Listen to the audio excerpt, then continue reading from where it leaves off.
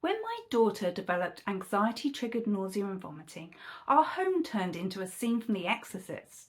But within weeks, I had turned things around. I want to share with you how I did it. When you parent a child with special needs, the drama never really stops. You get over one thing and then something else happens. The most recent one for me was anxiety-based nausea and vomiting. And yes, it really is the horror show it sounds. The difference for me now, compared to a decade ago, is I know how to deal with it. Through relentless research and constant trial and error, I have a technique that delivers results. The results may not come overnight, but within weeks we were on top of these latest challenges. It started when a girl in my daughter's class got her ears pierced. Soon they were all at it. My daughter is desperate to do what the other girls do, to feel the same as them. So often she feels painfully aware of her differences. So she asked if she could have her ears done too. Now, I'm not opposed in principle.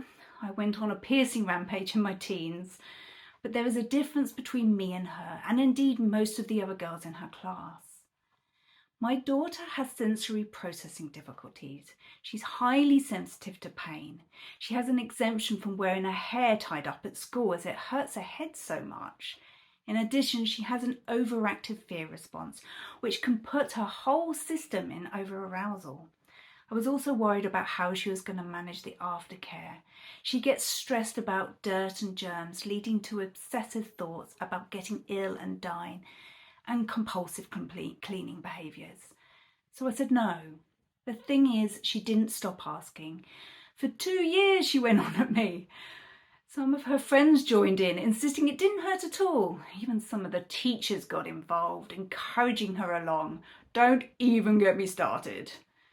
Eventually I gave in. I said she could do it. And you know what? I was right! This is when the anxiety-based nausea started. So my non-professional theory on what happened was this. We have two different parts of our brain, our thinking brain and our survival brain. Very simply put, our thinking brain is the logical part and the survival brain deals with fears and other big emotions. When it thinks there is a perceived threat, our survival brain jumps into action, sending out lots of warnings.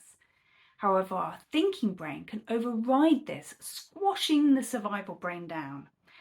But the more our thinking brain tries this, the louder the survival brain shouts.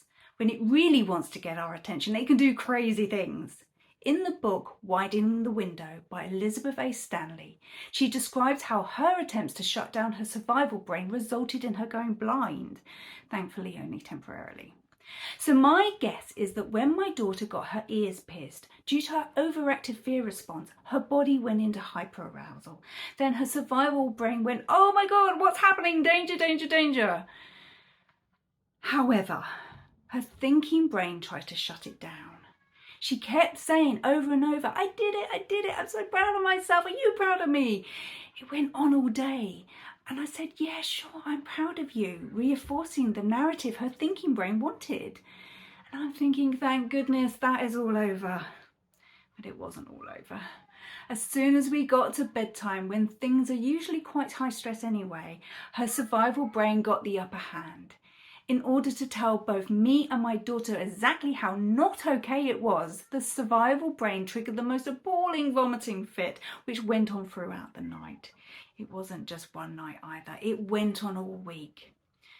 My daughter had finally, after many years, started sleeping by herself in her own room. Now suddenly she was back in my room and she was constantly waking to vomit, or because she thought she was going to vomit. I was exhausted and fed up. I got angry. I was angry at her for not listening to me. I was angry at the other kids, and I was particularly angry at the teacher for encouraging her. It was easy for them to be positive. They weren't the ones wiping half-digested dinner off the bathroom walls at 3 a.m. At this point, things could have got ugly. Fortunately, I had my 3 pillars of Zen parenting. Pillar 1 is me. I took a deep breath and I told my daughter I needed some space to calm down. I did some of my re-regulation activities. I have a broad toolkit, but one of my favourite is the daily practice, which is a type of journaling. You write down your fears and resentments and then you meditate for 20 minutes. The technique comes from the crappy childhood fairy and has been designed for people with a trauma history, but I find it great for dealing with the difficult emotions when parenting a disabled child. It can be taboo to say some of this stuff out loud, but using the daily practice, I can really let out all those darkest resentments. Best thing, at the end, you tear it up and throw it in the bin. If you want to explore that technique further, I'll pop a link in the description. However, I know time and space is a challenge when parenting special need kids, so I've developed some quicker meditations to do in the moment. You can download those for free on my website too. I'll pop a link for those in the description as well. The next pillar of Zen parenting is community. You really can't parent a disabled child by yourself. You'll burn out. It's essential to have people around you who get it. That may be for offloading or to bounce ideas around. I called a friend who had loads of experience with a wide range of children with complex needs. I asked him if he thought I was right that it was anxiety triggered. He confirmed he had definitely heard of it before and agreed it was quite likely. We brainstormed some solutions, including the possibility of medication, although it never actually got to that. I think really I knew what I needed to do. I needed to tend to her survival brain and bring it out of hyperarousal. Sometimes it's just nice to talk all these things through with someone else though. Once the plan was decided on, I moved into the final pillar of Zen parenting, my child. I told her that I would be giving her a smaller, blander evening meal for a while. Then, when she had started to feel nauseous, we would experiment with different techniques. We went for an evening walk to get her body moving. We practiced breathing from her diaphragm. I would use a shower head and run warm water over her hands. We did grounding exercise, getting her to think about how her head felt on the pillow. I would get her to describe it to me. Finally, I did the good old parental presence. I set up a camp bed in her room and told her I would stay with her each night, hold her hand, massage her back until she was asleep. I was a bit fed up about having to do this as it felt a massive step backwards, but I recognised this is just where she was at the moment.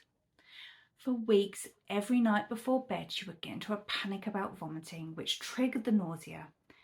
I sat with her, empathised and reminded her of the toolkit. Slowly, things calmed down again. Within 6 weeks, the nausea and vomiting are more or less gone.